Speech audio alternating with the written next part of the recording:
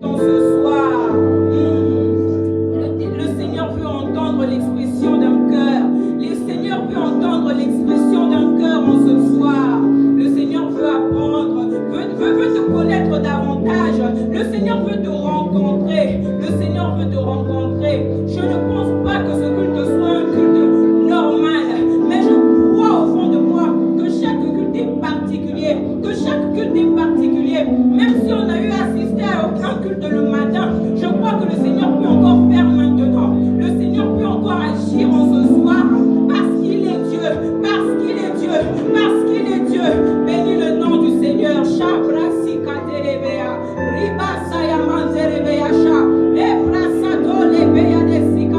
Oh, le Dieu de ceux qui n'ont que Dieu, le Dieu de ceux qui n'ont que Dieu, le Dieu de ceux qui n'ont que Dieu, le Dieu de ceux qui n'ont que Dieu. Alléluia. Share palia de sataya. Elia brasakaya manterebea. Oh Seigneur. Alléluia, tu es bon. Tu es bon, Shaprasatea. J'aimerais dire ceci.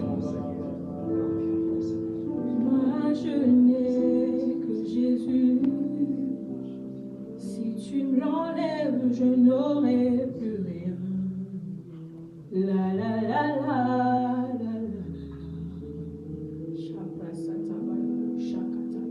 C'est une phrase simple, juste moi je n'ai que Jésus. Moi je n'ai que Jésus. Oh, si tu me l'enlèves, je n'aurai plus rien. La la la la la la. Oh, moi je n'ai que toi. Moi je n'ai que Jésus. Oh, si tu me l'enlèves, je n'aurai plus rien. La la la la la la la. Qu'un cœur qui n'a que Jésus s'exprime dans le Seigneur. Moi je n'ai que Jésus. Oh, si tu me l'enlèves, je n'aurai plus rien. La la la la la la. Alléluia, alléluia. Nous avons que Jésus. Moi je n'ai que toi. Moi je n'ai que Jésus. Oh, si tu me l'enlèves, je n'aurai plus rien. La la la la la la. Mon Seigneur, nous n'avons que toi, Seigneur. Nous crions à toi parce que nous n'avons que toi. Moi je n'ai que Jésus. Oh, si tu me l'enlèves, je n'aurai plus rien. La la la la la. Un cœur en ce soir peut le crier en ces lieux. Moi je n'ai que Jésus. Oh, si tu me l'enlèves,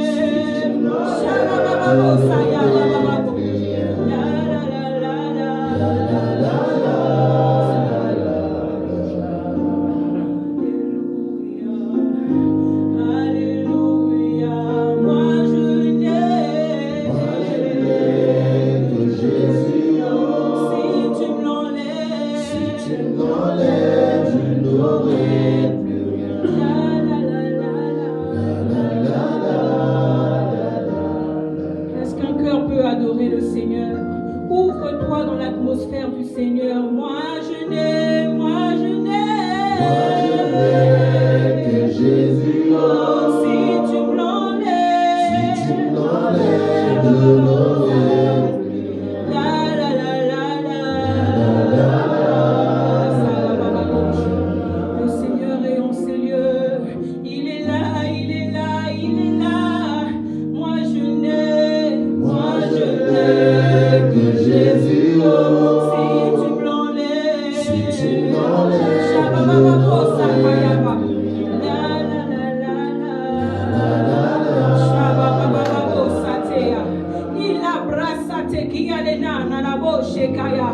oh Éternel, nous savons que tu es en ces lieux. Moi je n'ai, oh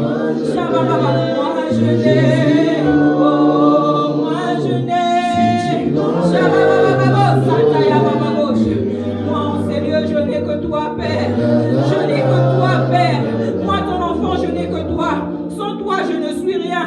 toi, je ne peux rien. Oh, moi je n'ai, moi je n'ai. Que Jésus, si tu m'enlèves, je n'aurai plus rien.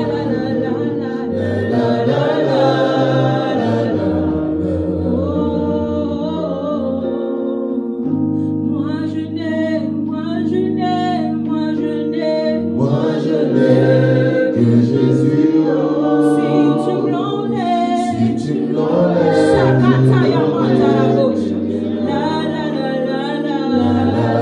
je suis affaibli sans toi. Je suis dans la rue sans toi. Je n'ai rien sans toi. Je suis vide sans toi, ô Père. Je suis vide sans toi, Saint-Esprit. Je n'ai que ce Jésus qui s'est donné à la croix pour moi. Je n'ai que ce Jésus qui m'a aimé plus qu'aucun autre homme ne peut le faire. Oh là là là là là. Alléluia, alléluia. Qu'un cœur s'ouvre devant la présence de son roi. Qu'un cœur s'ouvre devant la présence de son roi. Qu'un cœur s'ouvre devant la présence de son roi. En ces lieux, le Seigneur est là. Le Seigneur est là. Le Seigneur est là. Le Seigneur est là. Dispose ton cœur. Dispose ton esprit. Dispose-le.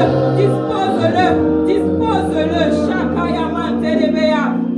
Ikalaya Brade Sata. Moi je n'ai. Moi je n'ai. moi je n'ai que Jésus, Si tu me l'enlèves.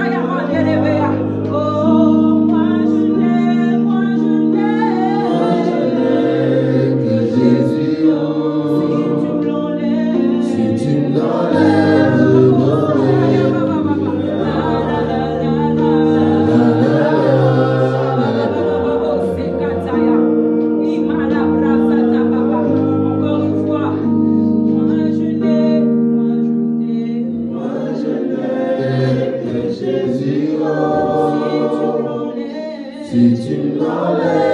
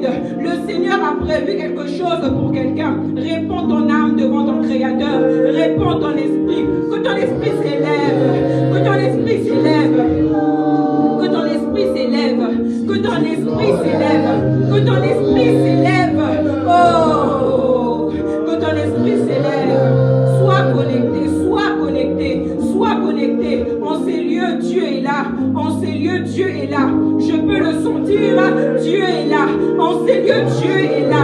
Dieu est en ces lieux. Bien-aimé, Dieu est en ces lieux. Dieu est en ces lieux. Connecte-toi. Vois le ciel. Vois le ciel s'ouvrir sur ta vie. Vois le ciel t'offrir des cadeaux. Le Seigneur est en ces lieux. Le Seigneur est en ces lieux. Le Seigneur est en ces lieux. Le Seigneur est en ces lieux. Alléluia. Moi je n'ai que Jésus. Oh.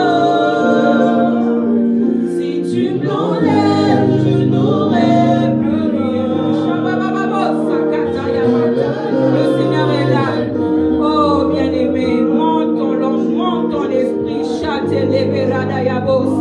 Monte ton esprit.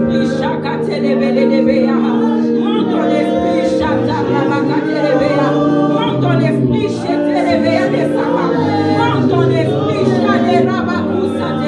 Monte ton esprit. Monte ton esprit, bien-aimé. Shaya baba babaya. Ebrado salaya manta. Rabaku telebeya shaya. Ebalaya nanana bosha. Rabakaya de raba. Saye sitalabaya ba. Le Seigneur est là. Le Seigneur est là. Le Seigneur n'abandonne pas ceux qui se confient en lui. Le Seigneur n'abandonne pas ceux qui n'ont que lui. Ceux qui ont que Jésus comme seul recours. Ceux qui ont que Jésus comme plan. Moi, je n'ai pas de plan A, B, C, D. Je n'ai qu'un plan A et c'est Jésus. Je n'ai qu'un seul plan A et c'est Jésus. Répands ton cœur, monte ton esprit. Répands ton cœur, monte ton esprit. Répands ton cœur et monte ton esprit. Chatalabaya bababo sakate. Et bananananabo shekayananananabosa. Il a télébélé ashikateya. Monte ton esprit bien-aimé. Monte ton esprit bien-aimé. Il n'y a que ton esprit qui connaît les profondeurs du cœur de Dieu. Il n'y a que ton esprit qui peut sonder ce que Dieu veut que tu fasses. Sois prophétique en ce soir. Sois prophétique en ce soir. Sois prophétique en ce soir.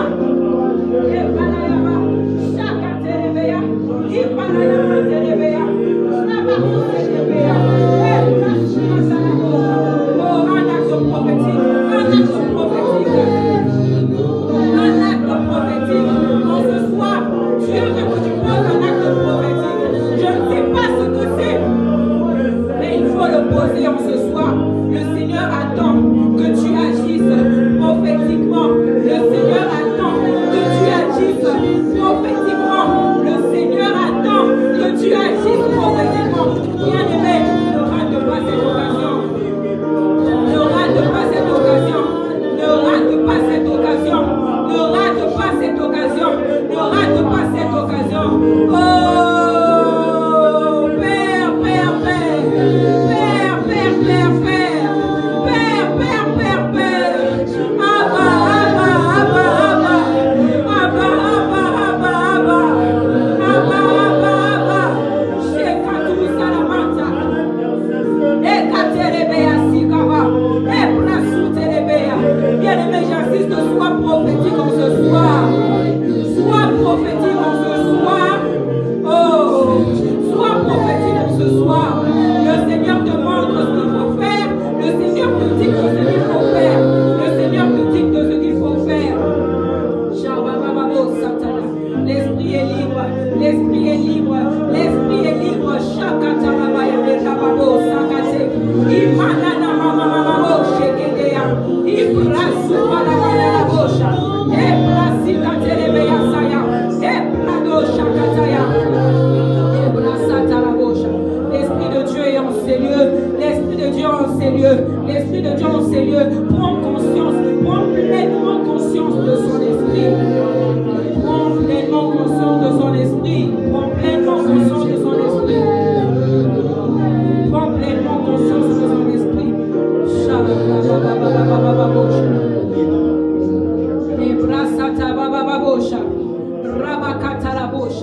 Je suis consciente que chacun d'entre nous pouvons traverser des situations un peu compliquées.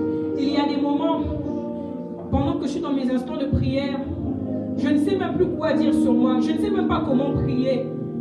Et ce qui me vient à l'instant, c'est juste soupirer. L'esprit s'exprime par des soupirs inexprimables. Des soupirs inexprimables. inexprimables. Shababababo sakata. Des soupirs inexprimables. Shababababo. Des soupirs inexprimables. Shababababo sakataya. Des soupirs inexprimables. Shababababo sakaya. Des soupirs inexprimables. Shakata rabakate. Des soupirs inexprimables.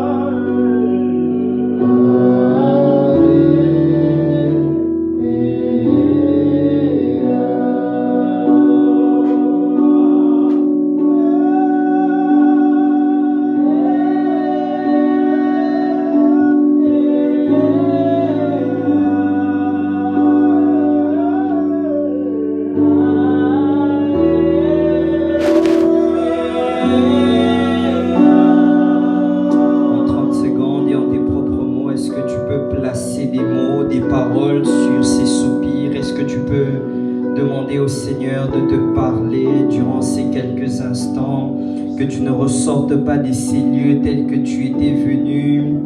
Le centenier romain, ce jour-là, a vu Jésus et lui a dit, dis seulement un mot. Il a reconnu qu'un seul mot de la part de du Christ, un seul mot de la part du Maître est suffisant pour décanter une situation, pour décanter la situation de son serviteur qui était resté malade à la maison. Je ne sais pas où se trouve ton problème. Peut-être que tu ne l'as pas apporté ici avec toi. Peut-être qu'il est resté à la maison. Peut-être qu'il est resté à Gatineau, au Québec, en Ontario, même en Afrique.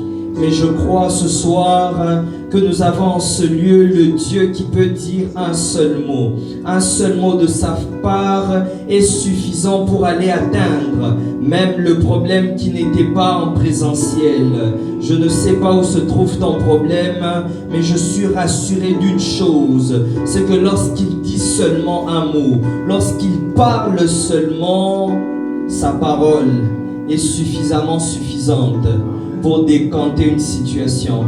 Est-ce que tu voudrais parler à ton Seigneur en 30 secondes et lui dire, Seigneur, parle à mon sujet, parle à mon sujet, parle à mon sujet, parle pour ce cas, parle pour ce problème, parle pour ce projet, parle pour cette situation, parle pour cette entreprise, parle pour mon couple, parle pour mon foyer, parle pour mes enfants, parle Père, parle Père.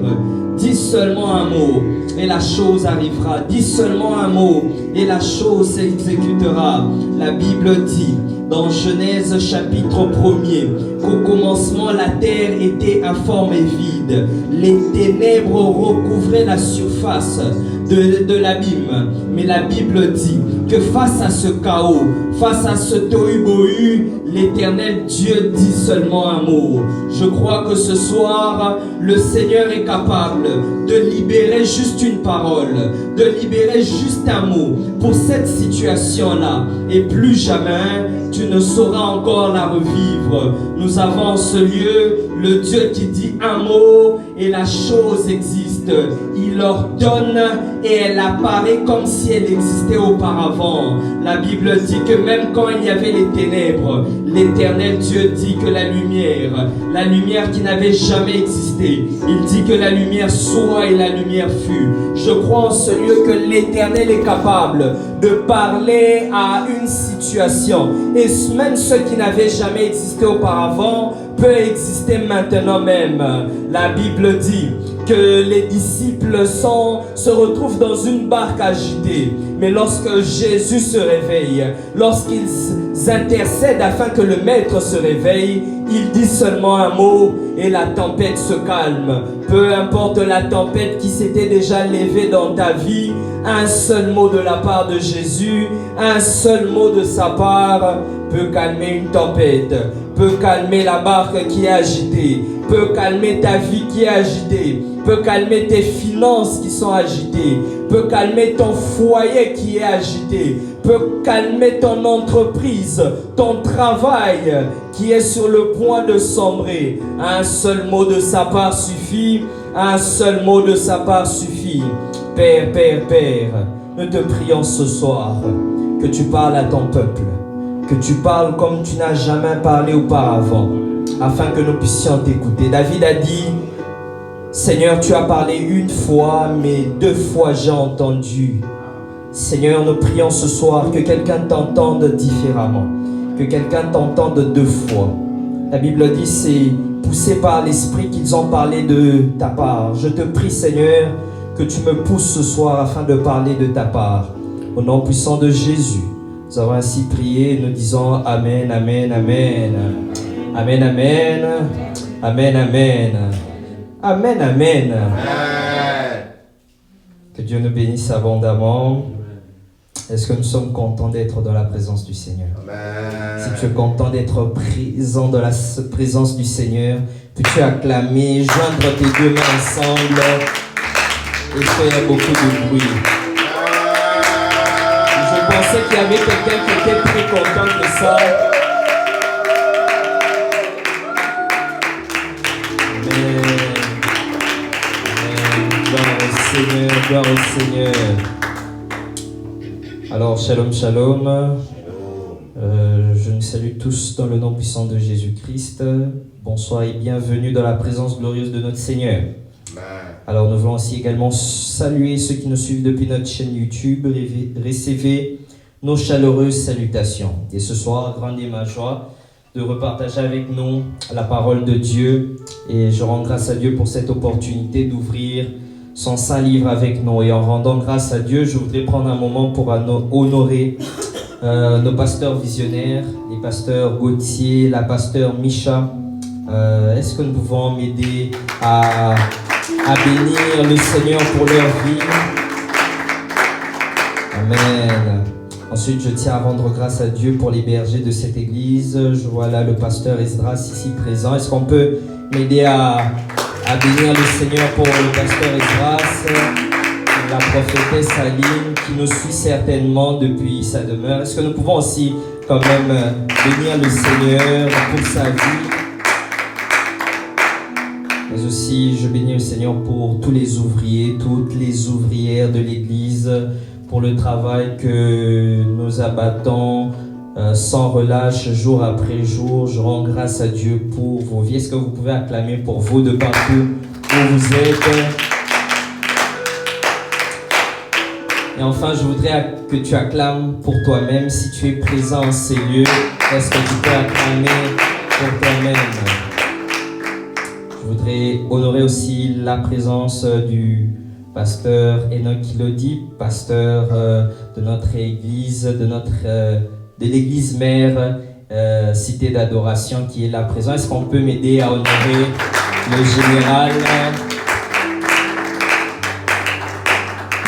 Aussi Papa Kelly qui nous fait l'honneur d'être présent. Est-ce qu'on peut m'aider à honorer Papa Kelly?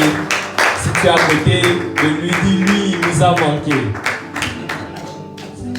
Je salue aussi la présence de plusieurs ouvriers de l'église mère, plusieurs bien-aimés qui ont voulu et qui ont accepté de se joindre à nous. Aidez-moi aussi à accueillir l'homme de Dieu qui va m'accompagner ce soir, le maestro Jonas. Quelle grâce d'être accompagné par la star. Je bénis le Seigneur pour cela. Quelle humilité surtout de n'accompagner qu'un homme comme moi. Alors un seul texte va nous aider à comprendre et à saisir la pensée que Dieu a prévue pour nous ce soir. Un seul texte, et notre texte de base se trouve dans Job. Job le chapitre 1er, le verset 1 à 12. Job chapitre 1er, le verset 1 à 12. Job 1 à 12. Job chapitre 1, le verset 1 à 12.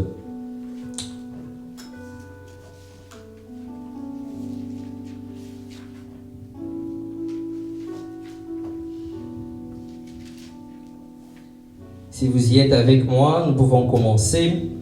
La Bible dit au verset 1er, « Il y avait dans le pays d'Uz un homme qui s'appelait Job, et cet homme était intègre et droit. Il craignait Dieu et se détournait du mal. Il lui naquit 7 fils et 3 filles.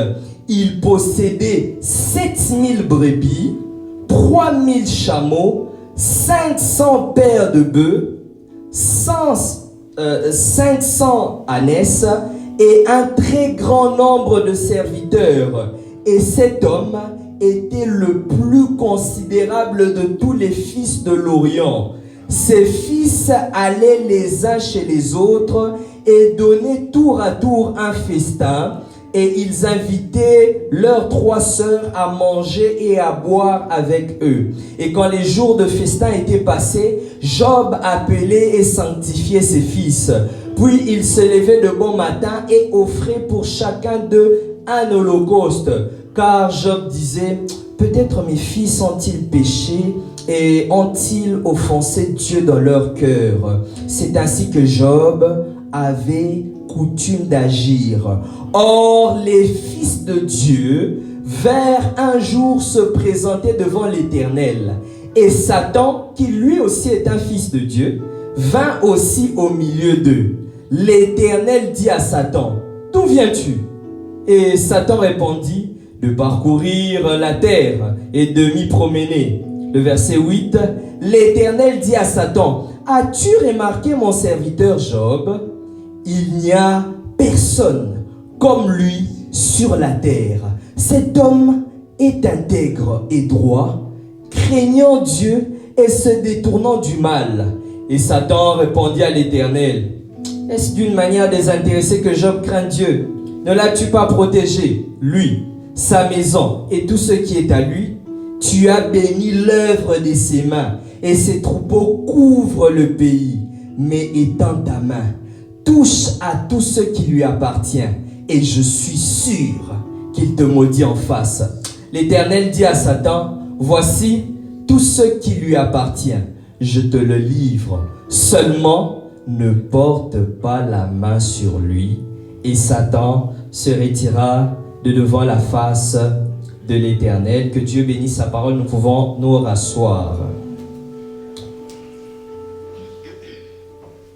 Alors, le texte que nous venons de lire est teinté de plusieurs filtres.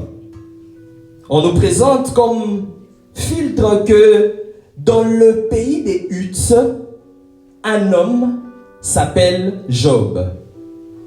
Le livre de Job, dans son chapitre 1er, verset 1er, est en train de nous dépeindre que dans un grand territoire, comme un pays, dans une grande étendue de terre, la lumière est comme mise sur une personne. On a comme l'impression que une personne est sous les feux de projecteur.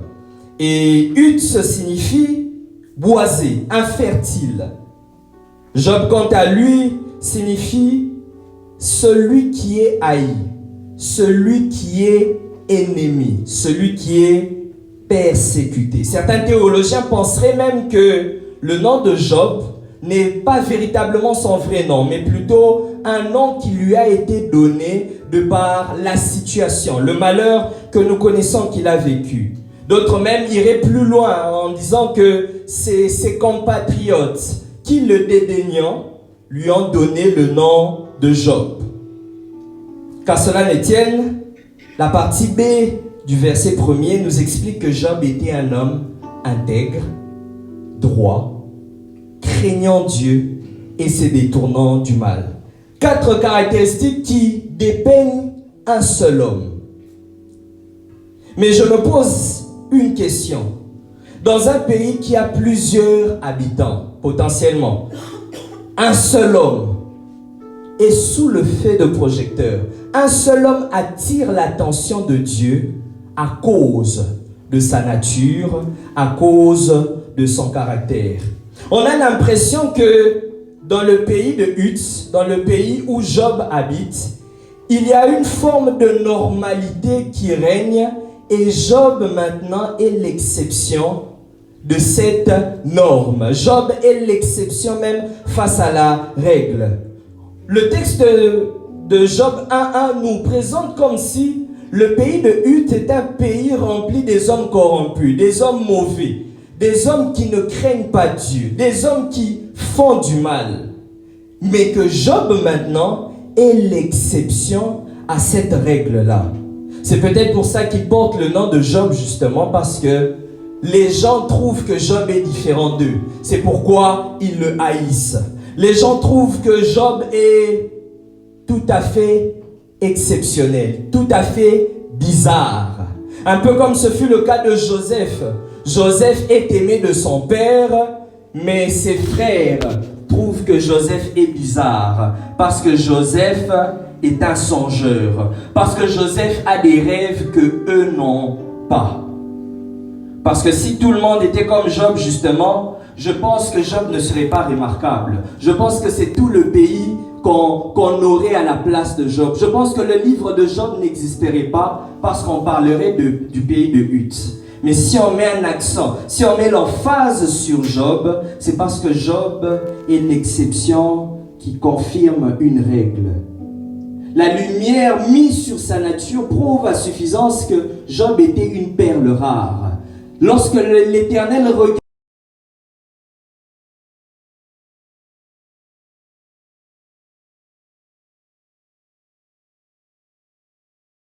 tu es has-been, que tu es démodé. Se sanctifier, encore à cette époque.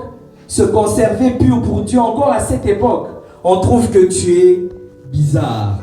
Hier soir, lorsque je me faisais coiffer, alors qu'il y a plusieurs clients qui se font coiffer, il y a un qui pose la question à tout le monde: ah, qui ira au concert de l'oiseau là à Montréal?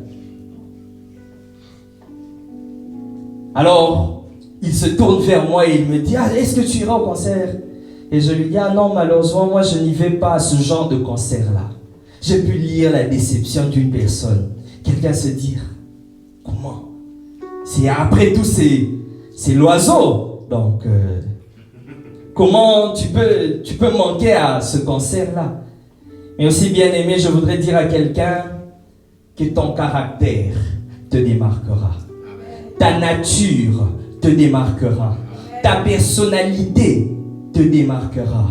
Là où les hommes établissent leurs critères et leurs standards en fonction de la beauté, de l'intelligence, des muscles, des formes, de l'argent, il y a quelque chose qui intéresse Dieu. Ce n'est pas les avoirs de Job. Dieu n'est pas impressionné parce que Job a 7000 brebis. Il n'est pas impressionné parce que Job a beaucoup d'enfants. Il n'est pas impressionné parce que Job a beaucoup de serviteurs. Ce qui impressionne Dieu, au point d'aller faire même la publicité de Job auprès du diable, c'est la nature, c'est le caractère qu'il y a dans Job. Je voudrais dire à quelqu'un: le ciel préfère le caractère. Le ciel ne préfère pas tes avoirs. Le ciel ne préfère pas ce que tu as dans ton compte en banque. Le ciel et Dieu préfère le caractère, la nature d'une personne. Et certains théologiens vont plus loin à penser que Job est le seul livre, ou bien l'un des seuls livres, avec le livre d'Hébreux, qui a été écrit par Dieu lui-même. Pourquoi? Parce que Dieu a regardé sur toute la terre un homme comme Job, et il s'est dit: j'écrirai moi-même, même si les hommes ne veulent pas mettre l'emphase, même si les hommes ne veulent pas parler de lui, mais préfèrent parler de ceux qui ont de l'argent, moi je vais écrire l'histoire de Job. C'est pourquoi d'autres théologiens penseraient même que l'histoire de Job est une fiction, parce que ça ne peut pas être vrai. Un seul homme ne peut pas être intègre sur toute la terre. Mais moi je crois du reste que Dieu est capable, même si les hommes ne parlent pas de toi, de parler lui de toi. Dieu est capable d'attester ton nom dans le ciel. Tu ne seras peut-être pas connu sur la terre, mais le ciel, les anges, les archanges, les 24 vieillards connaissent dans les annales du livre de vie qu'il y a un homme qui est intègre. Il n'a pas eu besoin de l'opinion des hommes pour être ce qu'il est. Alors le ciel écrit sa propre histoire. Je voudrais dire à quelqu'un qu'il y a des histoires qui ne seront qu'écrites par le ciel lui-même.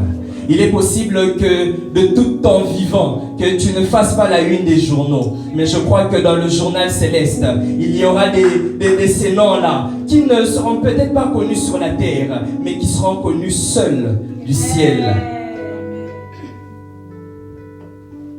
Mais aussi pour se faire remarquer dans ce monde par les hommes, il faut avoir, il faut posséder, il faut détenir des biens matériels.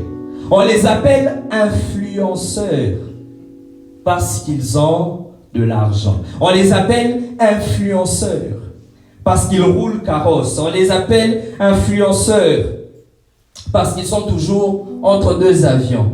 Mais pour Dieu, la véritable influence se passe au niveau du caractère. Dieu préfère un pauvre qui est sincère, qui est un riche, qui est méchant, qui est malhonnête, qui est mauvais, qui est celui qui corrompt.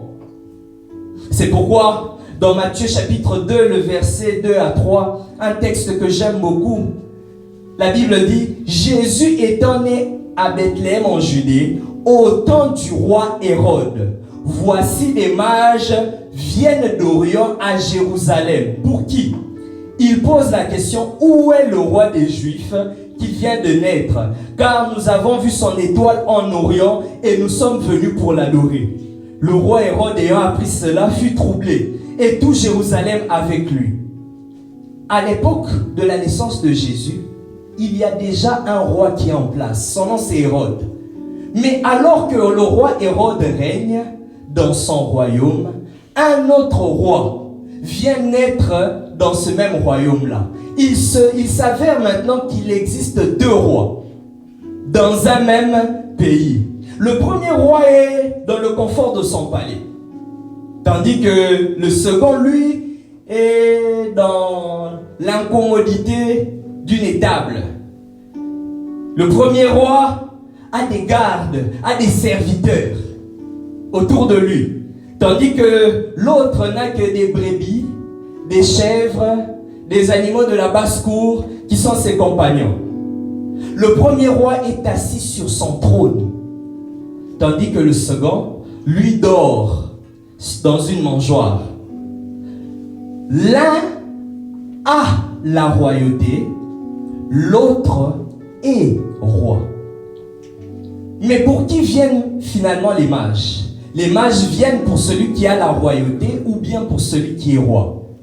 Réponse, les rois viennent pour celui qui a la nature de roi. Ils ne viennent pas pour celui qui a les apparences d'un roi. Je voudrais dire à quelqu'un qu'il vaut mieux être que d'avoir.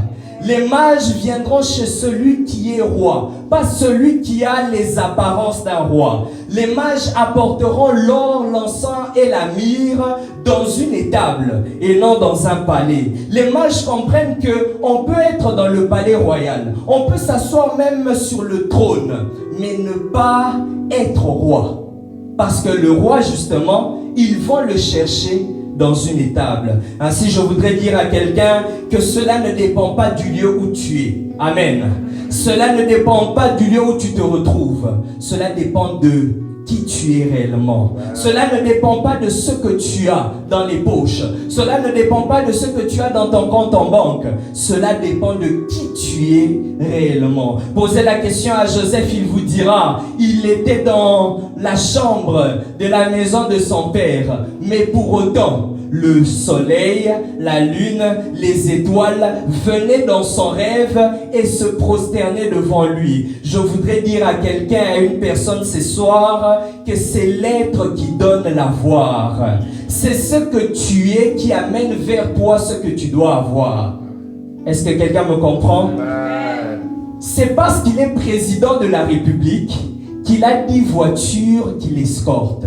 Ce n'est pas parce qu'il a 10 voitures qui l'escortent qu'il est président de la République. Il peut avoir 1000 voitures, mais ne pas être président de la République. Mais c'est parce qu'il est président de la République qu'automatiquement, il y a un budget qui est alloué pour lui, il y a un avion qui est alloué pour lui, il y a des choses qui arrivent, des privilèges qui arrivent parce qu'il est président de la République. Vous savez, dernièrement, j'étais en train de donner cet exemple. Si vous voulez aller dans le palais présidentiel, on va vous poser des questions à l'entrée. Pourquoi on vous pose des questions? À cause de ce métier. À cause de votre identité. Mais il y a un seul qui, lorsqu'il traverse le palais présidentiel, on ne lui pose jamais des questions. Parce qu'il est justement le propriétaire de ces lieux-là. Je voudrais dire à quelqu'un que lorsque tu seras le propriétaire, lorsque tu auras la nature du propriétaire, certaines portes ne seront pas bloquées parce que tu as la nature de celui qui doit rester et résider là. Trudeau peut venir quelque part, ne pas suivre un certain protocole parce que sa nature fait que devant certaines situations, les protocoles sont brisés. Je voudrais dire à quelqu'un, il n'est pas question de coutume ou de quoi que ce soit. Il est juste question d'une nature. Lorsque tu auras la nature de celui qui a fait de nous des enfants de Dieu, et bien même, ni la chair, ni le sang, ni la volonté humaine ne prévaudront encore sur ta vie. Je voudrais dire à quelqu'un, l'être donne la voix. Dis-le à ton voisin encore, l'être donne la voix. Sois et tu auras. Quand tu seras, tu auras. Mais si les rois mages viennent de l'Orient, c'est-à-dire de l'extérieur du Canada, d'Israël même d'ailleurs, Il y a un autre groupe. Eux sont les locaux. Eux habitent Israël. Le roi Hérode il est troublé encore parce qu'il se dit, bon, ils viennent de l'extérieur, ils ne connaissent pas que je suis le roi. Donc, ce sont des étrangers. Mais le Seigneur s'assure que ce ne soit pas seulement les étrangers qui viennent de très loin pour venir adorer le véritable roi. Le Seigneur va chercher aussi ceux qui sont les natifs même d'Israël pour leur dire, attention, attention, il y a un roi qui est né. Je me suis posé la question, les bergers, vous connaissez où se trouve le véritable roi, qui est Hérode. Mais les bergers ne vont pas se rendre au palais royal. Les bergers vont se rendre à l'étable parce que les bergers reconnaissent qu'il est possible qu'Hérode soit le roi, ait les apparences du roi, mais le véritable roi, celui qu'on attendait depuis des années, vient de naître. C'est pourquoi je voudrais dire à quelqu'un que celui que tu dois être, lorsque tu seras celui que tu dois être, les hommes de partout viendront, qu'ils viennent de l'étranger, qu'ils viennent du local, de la région, viendront t'entendre. Ils viendront de très loin, mais ils seront aussi des proches qui viendront t'entendre. Lorsque tu deviendras qui tu dois être, les hommes de partout viendront attester, constater, confirmer que tu es vraiment celui qui a la nature. C'est pourquoi je suis en train de voir un temps où ce ne sera plus que les mages qui viendront en ces lieux, mais les bergers aussi viendront en ce lieu. Je suis en train de dire qu'il n'y aura plus un temps où ce sera seulement ceux qui quittent Gatineau qui viennent en ces lieux, mais même aussi les habitants de Canada, même aussi les habitants de l'Ontario, même aussi les proches viendront remplir cette salle. Désolé les Gatinois, désolé les Québécois, mais il y a un temps, et ce temps-là arrive, où les proches même, où ce sont ceux qui habitent l'Ontario qui viendront. Mais la Bible dit au verset 3, il possédait 7000 brebis, 3000 chameaux, 500 paires de bœufs, 500 ânesses et un très grand nombre de serviteurs. Et cet homme était le plus considérable de tous les fils des rois. Je voudrais ici établir un équilibre. Amen. Dites avec moi équilibre. Dis-le à ton voisin de derrière, équilibre. Souvent les voisins de derrière ont des blessures intérieures parce qu'on ne les regarde jamais durant tout le déroulé du culte. Mais tourne-toi vers ton voisin de derrière et dis-lui équilibre. Écoutez ce que rajoute le verset 3. Que Job avait des brebis en grand nombre, des chameaux en grand nombre, des bœufs en grand nombre, des ânesses en grand nombre et un grand nombre de serviteurs. Et le verset 3 conclut en disant qu'il était le plus considérable de tous les fils de l'Orient. Bien-aimé, il ne suffit pas que d'être. Amen. Je veux vraiment placer un équilibre. Il ne suffit pas que d'être. Il faut aussi avoir des avoirs. Amen. Dis à ton voisin, avoir des avoirs. C'est très important. La Bible dit que Job était le plus considérable. Pourquoi? Parce qu'il avait. Ce qu'il avait l'avait rendu considérable. C'est-à-dire, il pouvait aller dans certains endroits et être considéré. Je prie que le Seigneur ne fasse pas de nous seulement que des enfants de Dieu, mais qu'il nous donne aussi des avoirs des enfants de Dieu. Pendant très longtemps, on s'est limité à « je sais qui je suis un enfant de Dieu ». Mais je voudrais qu'on puisse aller plus loin. Enfant de Dieu, mais avec les avoirs des enfants de Dieu. Enfant de Dieu ne rime pas avec être pauvre. La pauvreté dont Jésus parle même dans les béatitudes est une pauvreté spirituelle. Non pas une pauvreté matérielle ou financière. Amen. Quelqu'un a dit un jour, l'argent ne fait pas le bonheur. Un autre lui a répondu, de quelle somme on parle? De quelle somme on parle? Quand on dit l'argent ne fait... Oui, je comprends que $1 ne fait pas le bonheur. Mais 1 million, ça fait quand même, ça fait. Justement, on a un journaliste a reçu une personnalité célèbre et la personnalité lui dit l'argent ne fait pas le bonheur. Il a dit non, ça fait le bonheur. Je reconnais qu'il y a un temps où le Seigneur nous brise, certainement, je le crois. Mais le brisement, parce que justement c'est un temps de brisement, justement il y a un temps. Après, on passe à autre chose. Tu ne peux pas être brisé toute ta vie en matière de finances. Tu ne peux pas être brisé toute ta vie matériellement. Le Seigneur doit te briser, c'est vrai, mais t'élever aussi. Le Dieu d'Abraham que nous prions est un Dieu qui a béni Abraham. Amen. Le Dieu de Job que nous sommes en train de lire est un Dieu qui a donné à Job des brebis, des bœufs, des ânes, et ainsi de suite, et un grand nombre de serviteurs. L'homme de Proverbe dit dans Proverbe 22, le verset 7, « Le riche domine sur les pauvres, et celui qui emprunte est l'esclave de celui qui prête. » Il y a certaines dominations qui ne seront jamais vécues par les pauvres, à cause de leur nature. C'est justement parce que tu es pauvre que tu ne peux pas parfois dominer. C'est pourquoi, avant même qu'il n'ait prié, Dieu s'est assuré de bénir Adam de la bénédiction, de toutes sortes de bénédictions, pour qu'il puisse dominer. Qui tu es financièrement te limitera constamment dans certaines sphères de la société. Il y a ces sphères-là où seuls ceux qui ont des comptes en banque avec autant de zéros ne peuvent qu'accéder. Il y a ces sphères, je rends grâce à Dieu pour sa grâce. Il peut nous faire accéder, comme ce fut le cas de Méphibosheth dans la maison du roi. Mais il y a ces sphères où on ne peut qu'accéder que si on a un compte en banque avec beaucoup de zéros. Mais celui qui emprunte est esclave de celui qui prête. L'emprunteur est esclave du prêteur. Mon professeur d'économie nous livrait un jour un secret que je voudrais nous partager sur la notion des crédits. Il disait que le crédit en soi n'existe pas, ce n'est qu'une illusion. On vous fait croire, on nous fait croire que vous avez été crédité de $500, $1000, 5000, peu importe le montant, la somme, 1 million, peu importe 300 000.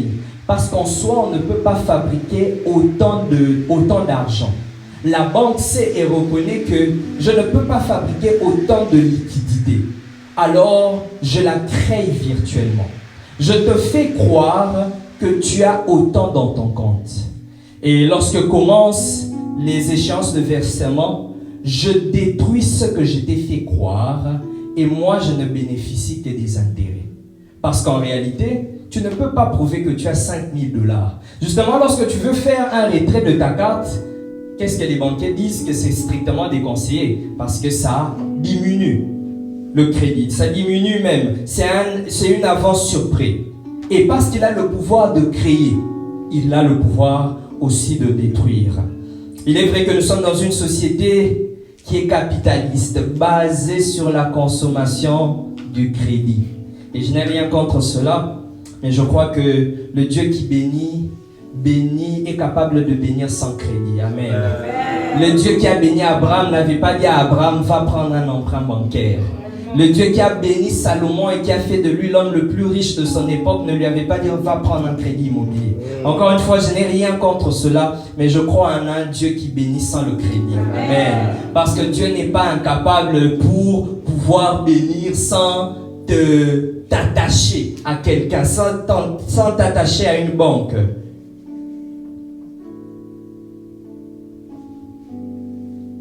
Mais quand on a aussi l'argent, justement, ça règle un certain nombre de problèmes, n'est-ce pas? Ça règle un certain nombre d'embrouilles. Vous êtes en couple, vous vous disputez, et puis parce que vous avez suffisamment d'argent, tu dis, chérie, on va payer un billet, on va aller se disputer à Dubaï, sur le sommet du Burj Khalifa. Vous voyez que même les disputes avec l'argent sont différentes des disputes quotidiennes. Un petit stress au travail comme ça, tu dis bon, je vais aller prendre de l'air un peu sur Hawaï, devant l'océan, relaxer, méditer. C'est pourquoi je voudrais dire à quelqu'un, cherchons l'argent. Dis-le à ton voisin, cherchons l'argent. Ça fait partie du message de l'évangile cherchant l'argent. Dieu savait que son fils avait besoin d'argent. C'est pourquoi il n'envoie pas n'importe qui. Il n'envoie pas que les bergers. Il envoie aussi les rois. Amen. Et les rois lui apportent de l'or. Amen. De l'encens et de la myrrhe.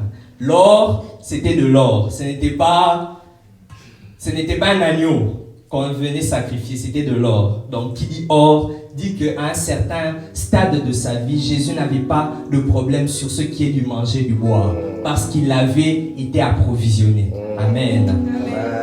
Mais écoutez ce que l'homme le plus riche dit de son époque encore.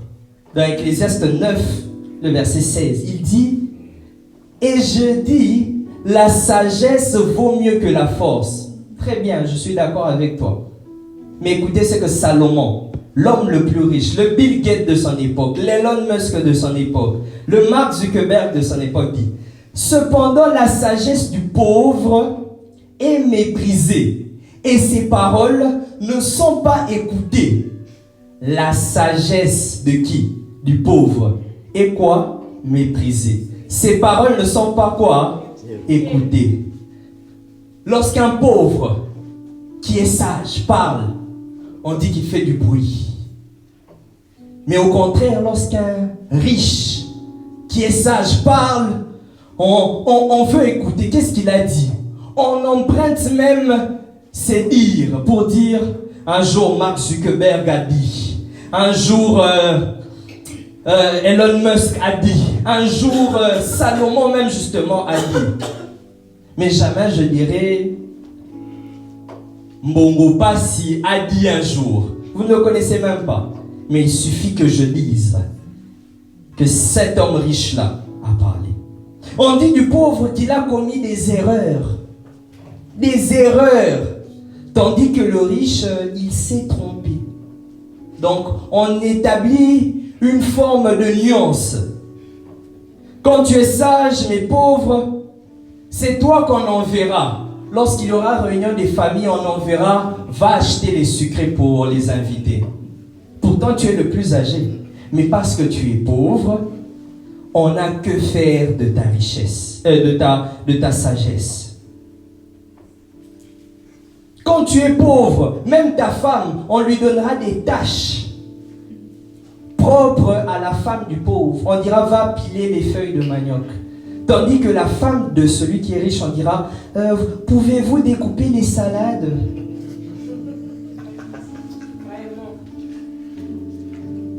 Si tu ne veux pas être riche, tu vas appeler les moins âgés que toi dans quelques années. Grand frère, Yaya, peux-tu m'aider? Oh, sans toi, je ne suis rien.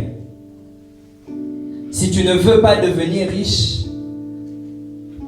on prendra ton nom comme exemple dans les familles des riches. Vous voyez l'oncle là? Vous voyez la tante là? Quand elle vient seulement, c'est pour demander. Alors, à bon entendeur,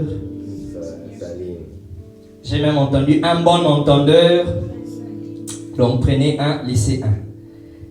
Mais rappelez-vous notre thème, et je ne l'ai même pas dit, mais notre thème ce soir, c'est ne sois pas comme Job.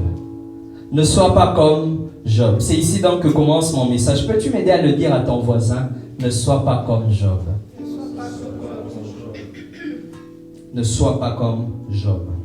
Nous connaissons tous l'histoire de Job. Une histoire à plusieurs rebondissements. Ça commence bien. Après, ça se gâte. Ça se dégrade. Ça s'empire. Après, Dieu restaure. Et généralement, lorsque nous prions, nous refusons de vivre ce que Job a vécu. Nous disons, Seigneur, je ne suis pas Job. Ne me laisse pas vivre ce que Job a vécu. Certains parents même vont plus loin, refusent de donner à leurs enfants le nom de Job, de peur que ce qui est arrivé à Job n'arrive aussi à leurs enfants. Et ce soir, je voudrais nous donner l'occasion d'observer l'histoire de Job sous un nouvel angle. En méditant sur ce texte que nous avons lu tantôt, je me suis posé plusieurs questions au sujet de Job. Ma première question était de savoir, était-il possible que les choses se passent différemment? Est-ce que tous ces malheurs auraient pu être évités finalement dans la vie de Job? ou au pire, si pas tous les malheurs, mais une partie quand même, aurait pu être évitée, oui ou non? Est-ce qu'il y avait moyen de mieux faire ou bien de faire autrement? Il nous arrive au jour du malheur justement de nous poser une introspection, de faire une introspection pour savoir si on aurait bien pu faire quelque chose. Certains disent, est-ce qu'il fallait qu'on prie plus? Est-ce qu'il fallait qu'on jeûne plus? Est-ce qu'il fallait qu'on intercède plus? Cependant, la Bible dit, dans le psaume 34, le verset 19, le malheur atteint souvent le juste. Prêchez avec moi. Mais l'Éternel, sur le chemin du juste, sur le chemin de la vie du juste, le juste est comme celui qui a une voiture en train de rouler. Mais il arrive que sur le chemin de la vie, sur l'autoroute de la vie, qu'il y ait un autre usager de la route. Son nom s'appelle malheur. Parfois, cet usager-là, parce qu'il est mauvais conducteur, nous rentre dedans. Mais si le bonheur et la grâce, comme David le dit, m'accompagnent tous les jours, ils m'accompagnent parce qu'ils sont dans la même voiture que moi. Ils sont les passagers qui m'accompagnent justement. Mais il y a un autre conducteur dans une autre voiture qui s'appelle le malheur. Et David est en train de dire que le malheur atteint souvent. David est en train de dire que le malheur arrive dans la vie d'un homme, d'un juste, souvent, de temps en temps. Mais il ne s'arrête pas là. Il dit que la délivrance de l'Éternel, elle est toujours. Je voudrais aujourd'hui encourager quelqu'un à croire que si le malheur arrive souvent, la délivrance, elle est toujours là. Cela voudrait dire que si en une année, si durant cette année 2024, tu as connu une fois le malheur, 2 fois, 3 fois le malheur, cela sous-entend aussi que la délivrance de l'Éternel, elle, même au jour du malheur, même le jour où tu avais connu le malheur, elle était toujours présente. Si le malheur arrive 1 fois, 2 fois, 3 fois dans ta vie, la bonne nouvelle, c'est que la délivrance de l'Éternel, elle est là 365 jours sur 365 jours. Le malheur est temporaire, mais la délivrance est permanente. Le malheur est partiel, mais la délivrance est complète et totale. Et comment je sais que l'Éternel te délivre toujours du malheur? C'est parce que le fait de te voir ici présent me prouve à suffisance que même si tu avais connu un malheur au cours de cette année, ce malheur-là ne t'a pas emporté. Raison pour laquelle la délivrance de l'Éternel est toujours présente. Oui, le malheur est arrivé, mais la délivrance aussi était là. Amen. Le malheur n'est pas une fatalité. Le malheur n'est pas immuable. On peut toujours rebondir. Comme ce fut le cas d'ailleurs de Job. La Bible dit que Dieu lui restaura, lui restitua dans son premier état, le double de ce qu'il avait. Car la délivrance de l'Éternel est toujours permanemment, est toujours constamment présente. C'est pourquoi j'interdis à quelqu'un qui avait laissé un événement malheureux, un événement passé, ronger et gâcher sa vie, je t'interdis ce soir de croire que seul le malheur peut arriver. La délivrance de l'Éternel est toujours présente. Un personnage sage a dit un jour, lorsqu'un événement malheureux survient, nous avons toujours le choix. Nous avons toujours 3 choix même qui se présentent devant nous. Le premier choix, c'est le laisser définir notre vie. Le deuxième choix, c'est le laisser nous détruire.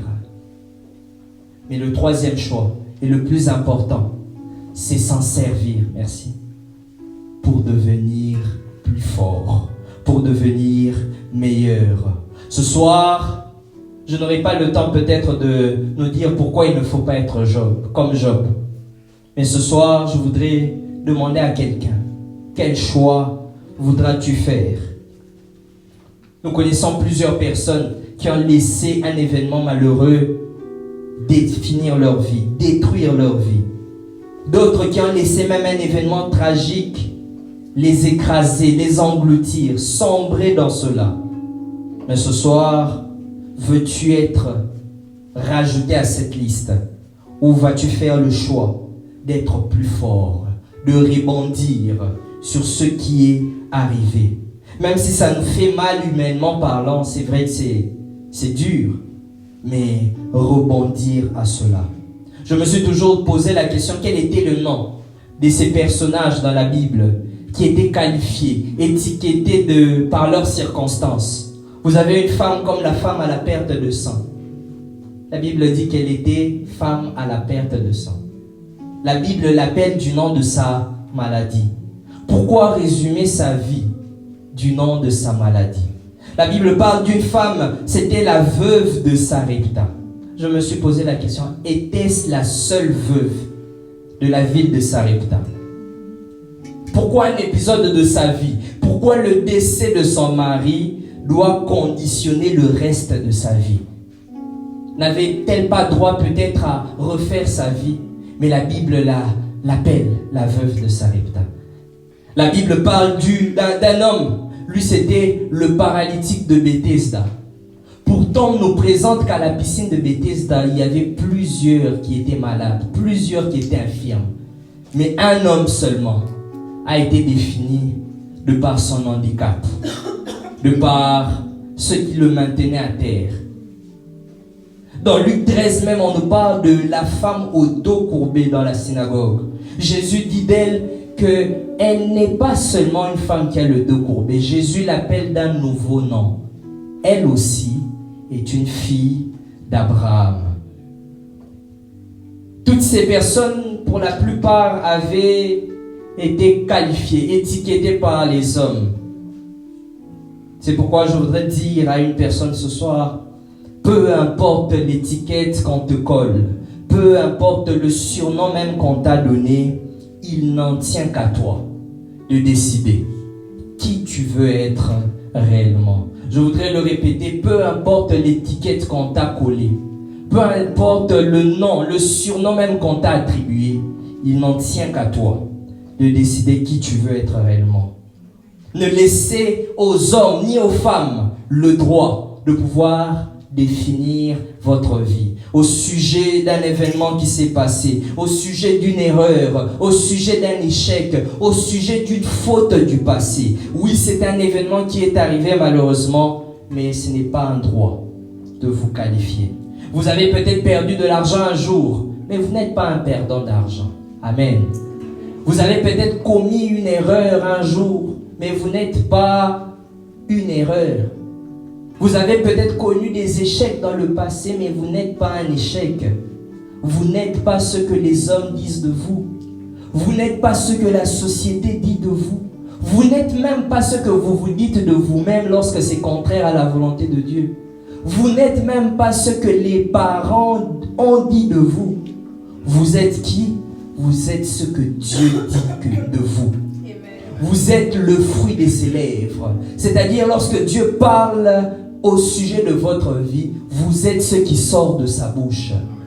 Et ainsi, si même l'économie canadienne vous dit que vous êtes endetté, alors vous n'êtes pas béni. Je voudrais dire à quelqu'un que si Dieu dit que vous êtes béni, même lorsque les circonstances autour de vous sont réunies pour vous faire voir le contraire, vous êtes ce que Dieu dit de vous. La Bible dit des paroles des hommes et de Dieu que l'homme soit pris pour menteur, mais que l'Éternel soit pris pour véridique. C'est-à-dire que même lorsque le médecin, dans ses 13 ans de médecine, est arrivé à déclarer que vous avez le cancer, si Dieu dit que vous êtes guéri, eh bien, monsieur le médecin, je suis désolé de vous dire que vous avez tort. si les hommes disent que là, vous avez déjà atteint l'âge de la ménopause, vous ne pouvez plus vous marier, eh bien, laissez-moi dire à ces hommes et à ces femmes, messieurs les hommes et mesdames les femmes, eh bien, vous avez tort. Parce que notre Dieu est celui qui, s'il dit à Sarah, Sarah, tu auras un enfant à la même époque, même si elle-même rit, même si elle-même doute dans son cœur, si Dieu a parlé, même ton doute n'est rien face à ce qu'il s'apprête à faire. C'est pourquoi je voudrais dire à un Job ce soir, Job, tu n'es pas haï des hommes. Job, tu n'es pas persécuté des hommes. Job, tu n'es pas un ennemi. Voici ce que tu es, Job. Tu es le bien-aimé de l'Éternel. Tu es la fierté de l'Éternel. Lorsque Dieu te voit, il est fier. Tellement fier qu'il a même envie d'appeler Satan et lui dire, n'as-tu pas vu mon serviteur Job, un homme intègre? Lorsque Dieu est fier de Jésus, il dit, voici celui en qui repose ma confiance, écoutez-le. Et qu'est-ce qu'il fait? Parce que le diable n'est pas présent lorsque Dieu est en train de parler de Jésus.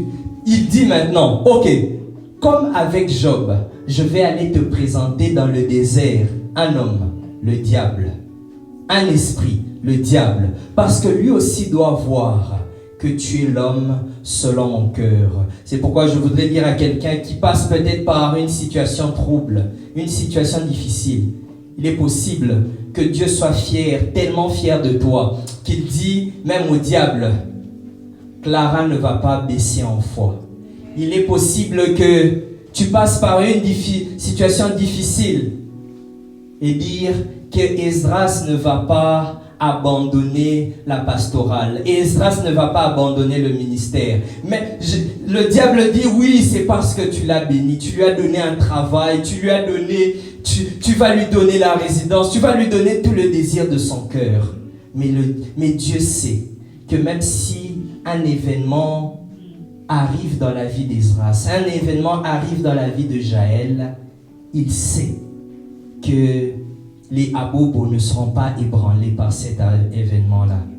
C'est pourquoi ce soir, je voudrais que quelqu'un baisse sa tête en prière et dise, je suis ce que Dieu dit que je suis. Je ne suis pas ce que les circonstances disent que je suis. Je ne suis pas ce que les hommes disent que je suis. Je ne suis pas ce que ma famille, ce que mes arrière-grands-parents ont dit. Il est possible qu'ils aient dit, mais voici ce que Dieu a dit. Mais à tous ceux qui l'ont reçu, à tous ceux qui croient en son nom, elle leur a donné le pouvoir de devenir enfants de Dieu, lesquels sont nés ni du sang, ni de la chair, ni de la volonté de l'homme, mais sont nés de Dieu lui-même.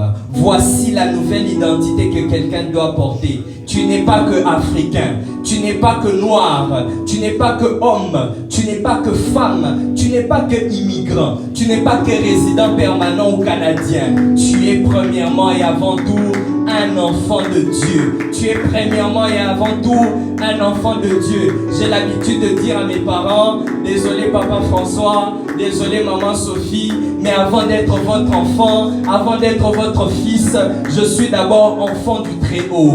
Cette nature-là, cette condition-là me conditionne déjà d'avoir ce que les enfants de Dieu ont. Je ne suis pas que l'enfant de mes parents. Je ne suis pas que ressortissant de l'Afrique. Je ne suis pas que ressortissant du Congo. Je suis d'abord citoyen du royaume des cieux. Je suis d'abord ambassadeur du royaume des cieux. Avant d'être ce que les hommes ont vu. C'est pourquoi il pouvait dire à Jérémie, avant que tu ne sois formé dans le ventre de ta mère, je te connaissais déjà. Avant que tu ne te formasses, avant que tu aies la nationalité, avant que tu ne changes de nationalité, moi je veux te dire que je te connaissais déjà. C'est pourquoi ne te considère pas petit. Parce que celui qui t'a connu ne t'a pas connu petit. Celui qui t'a connu ne t'a pas connu petit. Est-ce que quelqu'un peut prier et dire que je ne suis pas endetté, je ne suis pas pauvre, je ne suis pas chômeur, je suis juste en transition de travail. Il y a quelqu'un qui doit redéfinir sa situation. Il y a quelqu'un qui doit redéfinir qui il est. Non, tu n'es pas célibataire. Tu es en attente de la personne que Dieu a trouvée pour toi, que Dieu a choisi pour toi, bien avant la fondation du monde. Je voudrais dire à une personne, non, tu n'es pas que fauché, tu n'es pas que coulé, comme le disent les Ivoiriens, mais tu es un millionnaire en devenir. Tu es un enfant de Dieu qui est béni de toutes sortes de bénédictions spirituelles. Ce n'est qu'une question de temps avant que les mages arrivent vers toi. Etienne City, ce n'est qu'une question de temps avant que les bergers n'arrivent. Il est possible que les mages viennent depuis Gatineau. Il est possible que les mages viennent depuis le Québec. Il est possible que les mages viennent depuis Elmer. Mais bientôt dans cette église, les bergers viendront aussi. Bientôt dans cette église, ceux qui sont proches viendront aussi. On ne parlera pas seulement de ceux qui traversent le pont. On ne parlera pas seulement de ceux qui traversent la province. On parlera aussi de ceux-là qui sont les voisins, de ceux-là qui habitent au voisinage. C'est pourquoi je voudrais déclarer dans cette église que l'étoile du roi est en train de naître, qui fait en sorte que les mages et les bergers peuvent se diriger et venir jusqu'en ce lieu. Dieu n'a pas eu besoin de faire une promotion sur les réseaux sociaux. Je crois en la puissance des réseaux sociaux. Je crois en la puissance de l'évangélisation. Mais je crois aussi en un Dieu qui est capable de faire apparaître spirituellement ou physiquement. Ah, l'étoile n'était pas spirituelle. L'étoile était physique. Dieu peut faire une promotion physique. Dieu peut faire une promotion physique dans ta vie.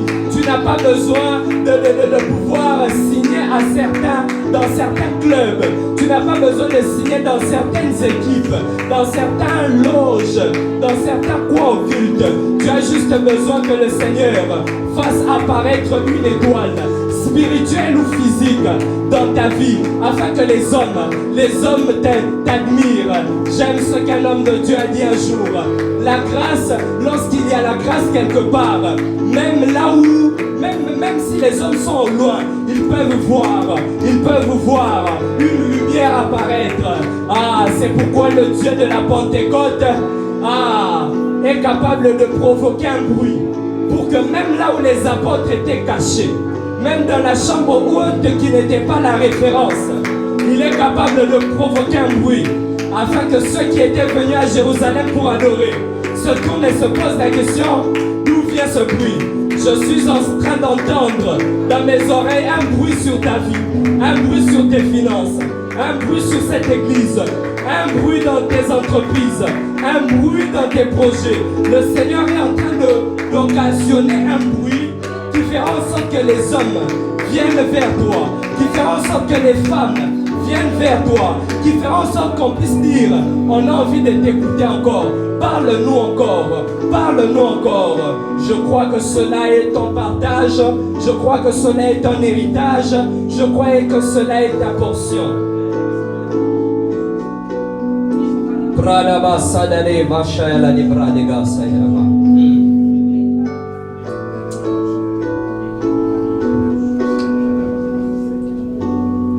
Il y a quelqu'un qui doit déclarer ça. Je ne suis pas esclave de la peur. Il t'arrive souvent de manquer le sommeil parce que tu te dis: si je m'endors, est-ce que je vais me réveiller? Est-ce que je vais me réveiller? Tu as peut-être peur du lendemain. Tu te dis: que peut ressembler ma vie vraiment? Quand tu regardes à ta vie aujourd'hui, tu te dis: est-ce que quelque chose de bon peut venir de moi? Mais je voudrais t'inviter à chanter avec moi cette chanson, à t'approprier les paroles de cette chanson, à faire des paroles de cette chanson tiennes, à contextualiser même les paroles de cette chanson et dire: je ne suis plus esclave de la peur, je suis enfant de Dieu. Ne fais pas seulement de cette chanson une chanson. Fais de cela ta prière. Tu peux remplacer même la peur par l'échec. Tu peux remplacer l'échec par le divorce. Tu peux remplacer le divorce par les erreurs et dire que je suis enfant de Dieu. Ah, il y a un changement d'identité. Lorsque l'Éternel rencontre Abraham, il lui dit: tu ne seras plus Abraham, tu seras Abraham. Lorsqu'il rencontre Simon, il lui dit: tu ne seras plus Simon, tu seras Pierre. À toutes les fois où la toute-puissance de Dieu a rencontré un homme, il y a eu un changement d'identité. Jacob, tu ne t'appelleras plus Jacob, désormais ton nom sera Israël. Tu ne t'appelleras plus usurpateur, tu t'appelleras prince de l'Éternel, celui qui a combattu avec Dieu.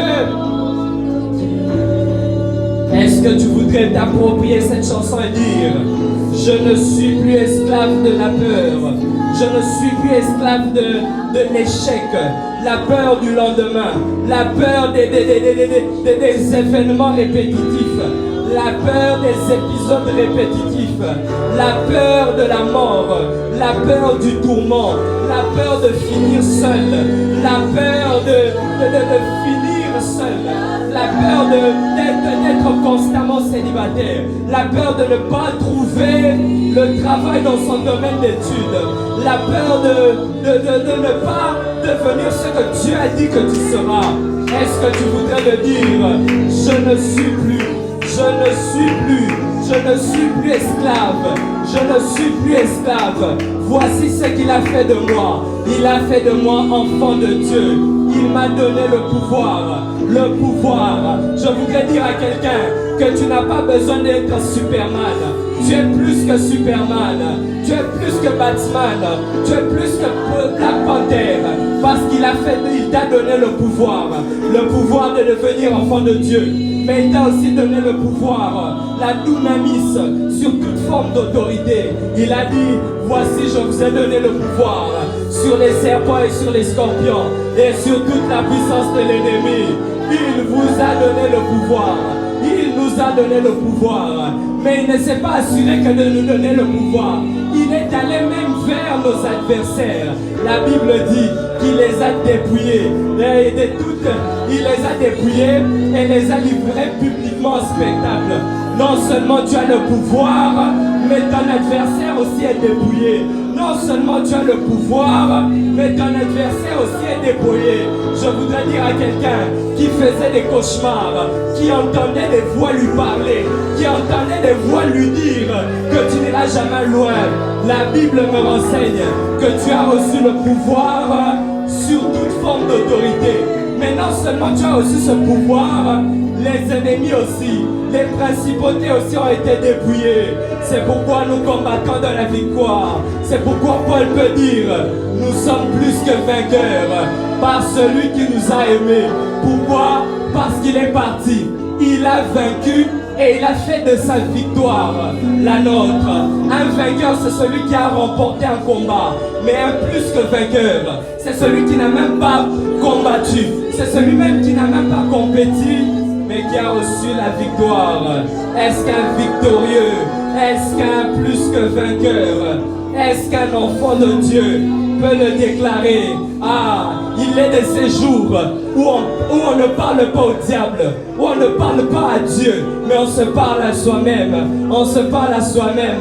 Un peu comme David pouvait dire: mon âme, pourquoi t'as battu au-dedans de moi? David, est-ce que tu parles au diable ou bien tu parles à toi-même? Il a dit non, ça c'est une question qui doit finir entre moi et moi-même. Il y a quelqu'un qui doit se regarder dans le miroir et dire: je ne peux plus m'abattre au-dedans de moi. Mon âme ne t'abat plus au-dedans de moi. Tu as échoué hier, mais tu ne vas pas échouer demain. Tu as été un échec hier, mais tu ne seras pas un échec demain. Tu as été pauvre, mais tu ne le seras pas toute ta vie. Il y a quelqu'un qui doit parler, qui doit avoir une discussion avec son âme. Je te laisse parler avec ton âme en 30 secondes. Est-ce que tu peux parler à ton âme et dire: mon âme c'est fini. On ne va plus s'inquiéter à partir d'aujourd'hui. Mon âme c'est fini. On ne va plus se questionner sur le lendemain à partir d'aujourd'hui. Mon âme, C'est fini, c'est fini, c'est fini.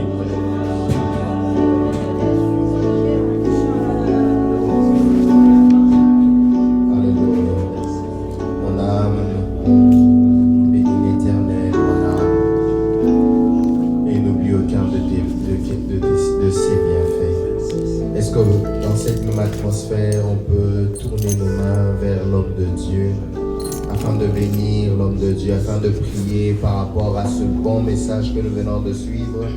La Bible dit, celui qui arrose sera arrosé. Nous allons prier au Seigneur, que le Seigneur étende sa voix, que le Seigneur augmente le volume de sa voix, que le Seigneur bénisse son ministère, que le Seigneur fasse de cette belle parole une vie en ce qui lui concerne. Est-ce que nous pouvons élever nos voix et prier au nom puissant de Jésus?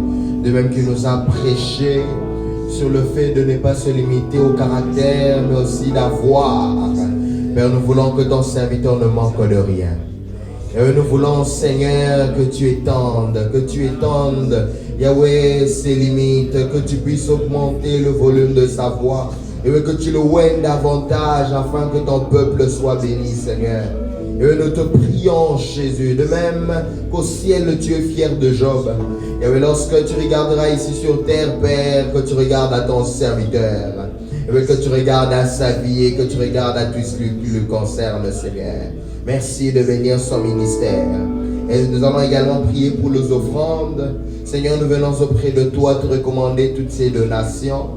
Et prière de les agréer, Yahweh. Merci de les recevoir au devant de toi comme des sacrifices de bonne odeur. Que tout soit pour ta gloire, nous avons ainsi prié au nom de Jésus. Amen. Est-ce que nous pouvons acclamer très fort pour le Seigneur? Alléluia. Que le Seigneur bénisse son serviteur pour ce merveilleux message qui a été béni ce soir. Amen. Nous sommes impatients de suivre la suite pour savoir pourquoi ne pas être comme Job. Gloire au Seigneur. Donc nous allons pouvoir offrir au Seigneur.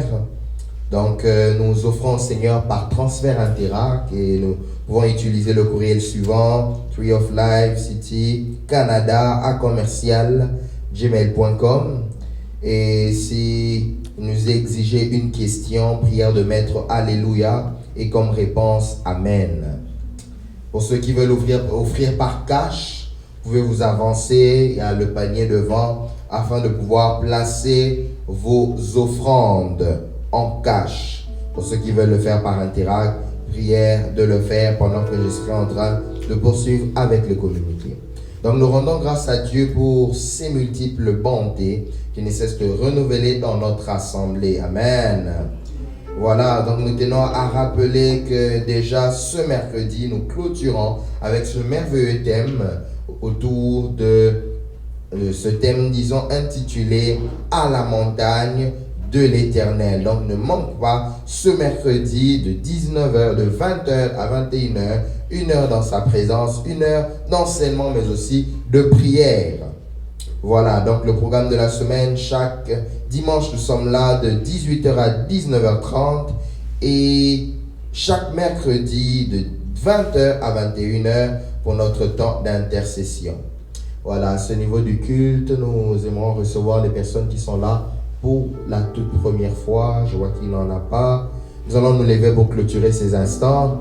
Est-ce que tu peux être en train de rendre grâce à Dieu pour ce qui a été ce culte, pour ce qu'il a accompli ce soir, pour cette belle parole que tu as reçue? Est-ce qu'on peut parler au Seigneur? Alléluia. Oh, est-ce que tu peux bénir le Seigneur parce que tu n'es pas un esclave ce soir?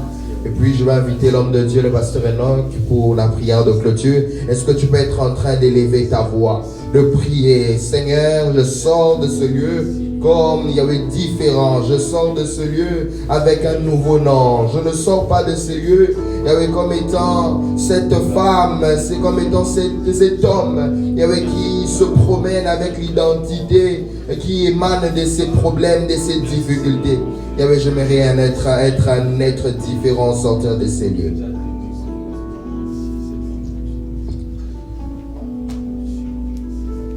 Père Céleste, nous te sommes fort reconnaissants. Ta parole est claire. Tu envoyas ta parole et elle est guérie. quand tu envoies ta parole, elle ne peut retourner à toi sans pourtant exécuter ta volonté et accomplir ce pourquoi tu l'as envoyée. Nous sommes convaincus ce soir que ta parole a accompli sa mission. Merci parce que nous te disons merci. Nous serons en train de voir le fruit, l'impact de cette parole dans notre vie. Merci Seigneur pour notre Église. Merci Seigneur pour notre pasteur. Merci Seigneur pour tous les membres et toutes les brebis de cette maison. Seigneur, nous te recommandons la semaine qui débute déjà. Seigneur, toi le Dieu de grâce, le Dieu de grâce. Seigneur, fais grâce. Oh, ce que je te bénis parce que dans le jour qui vient, nous allons témoigner. Amen. Les paroles qui ont été confessées, qui ont été convaincues, enseignées n'étaient pas juste en l'air, mais ces paroles auront leur concrétisation, court à leur concrétisation. Merci Seigneur parce que ce qu'on fait n'est pas un temps perdu. Non, ce qu'on fait est spirituel et prophétique. Parce que Seigneur, tu es avec nous. Merci Seigneur de nous fortifier à chaque fois et de nous encourager de revenir encore dans ta présence. Au nom de Jésus, notre retour. Merci de nous garder dans nos... Permets de retourner dans nos demeures respectives. Par ta grâce, ne manquerons pas, si tu as à revenir. Nous présentons dans nos cultes, Seigneur, différents, afin que nous puissions être là pour toi. Bénis chaque personne, bénis chacun d'entre nous. Au nom de Jésus-Christ, nous avons ainsi prié. Amen. Amen. Que Dieu nous bénisse abondamment. Très belle soirée. Nous pouvons se saluer chaleureusement.